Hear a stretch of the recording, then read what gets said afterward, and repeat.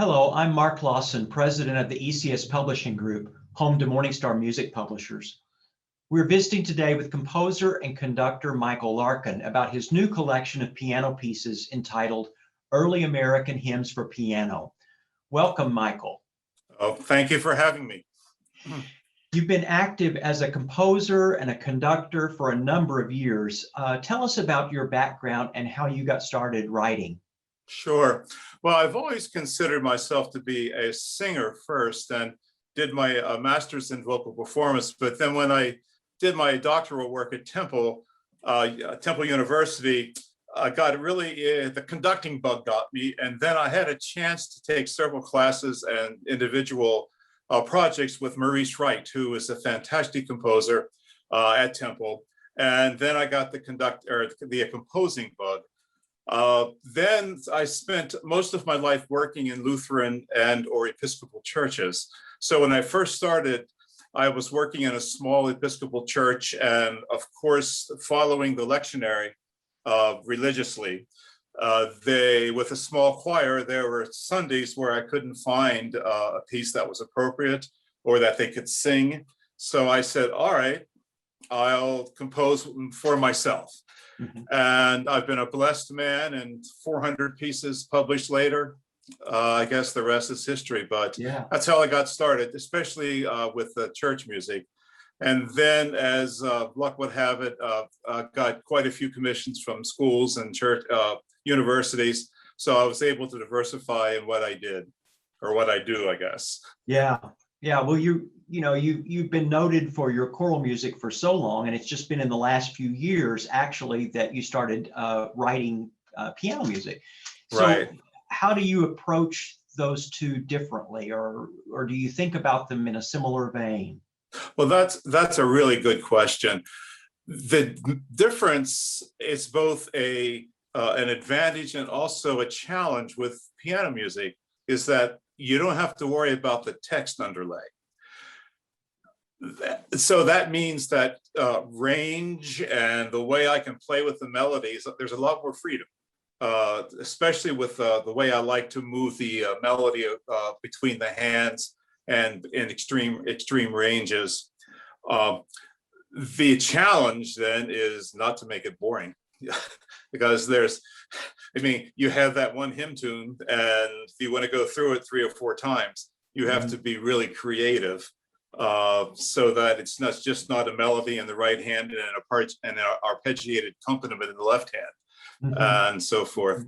But that not having the text, that really makes all the difference. Yeah, and I'll actually tell this little story about the fact that we were struggling at one point in the company to find enough people who would write for piano. And so I was kind of just doing my research and thinking about which choral composers write good accompaniments. And you came to mind. And so I think we talked at that point about, are you ever interested in writing piano music? And yes, that was at an ACDA convention. We were talking about that. And you urged me on. And I think this is my 8th book with you, 7th or 8th book with you. And, actually, it's your 10th book. That's what I was going to do. It's your 10th book. So congratulations. Oh, thank you. Thank you. Yeah. Well, you were a big, always have been a big supporter of me and my music. And I'm always very appreciative of that. And so you really did kind of push me into the piano. And then once I started, I fell in love with it. Getting a lot of emails and messages from around the country of people who have played my stuff is really heartwarming. It has really hit a niche, I think. One of the things that I think I hear all the time is it's so tastefully done, artfully done, and also not that difficult. So people don't have to work that hard at it. So actually, I'm going to share my screen here while you're answering this next question. But how would you describe your style or what you kind of go for? And then while you're answering that, I'm going to share my screen. Sure. Well, I think of myself as a traditionalist, that my music is tonal, but I work in some contemporary techniques, especially with regard to dissonance. I particularly enjoy a lot of modal writing, natural minor, and especially Mixolydian with that lowered seventh. Since I consider myself to be a singer first, I try to remember that I am a singer in my composing and in my conducting. So I'm always so aware of melody.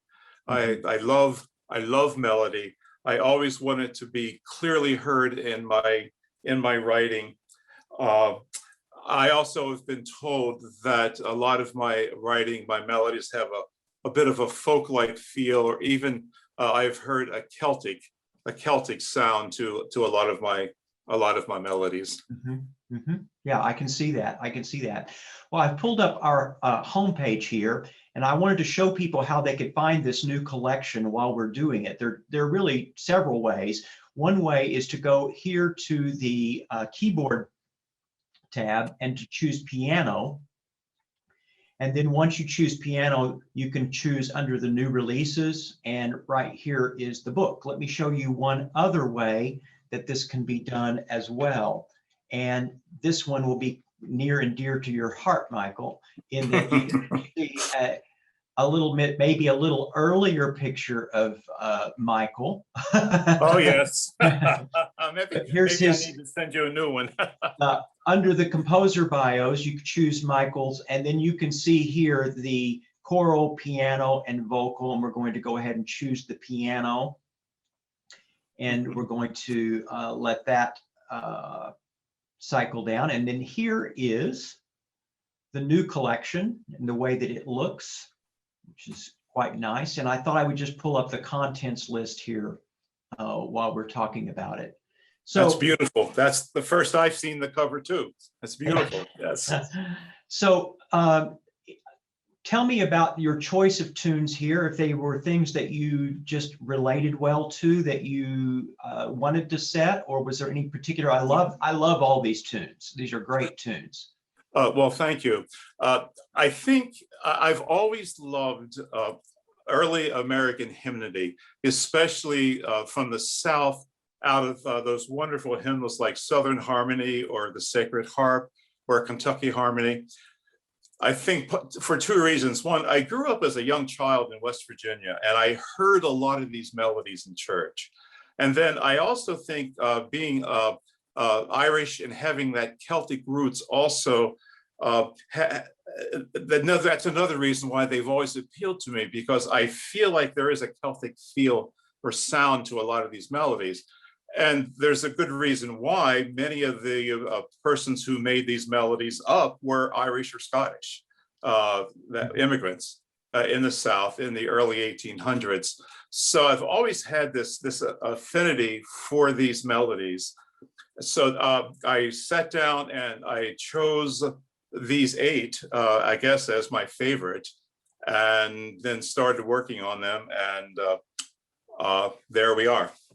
And I'm so pleased that you put this one in. I love the Pleading Savior melody, and I don't think there are that many settings of it as well. That's my favorite one in the entire collection.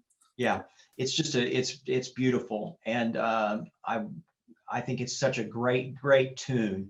And I also love your treatment here of resignation. I think I'm sorry, I didn't mean to interrupt you. That's okay.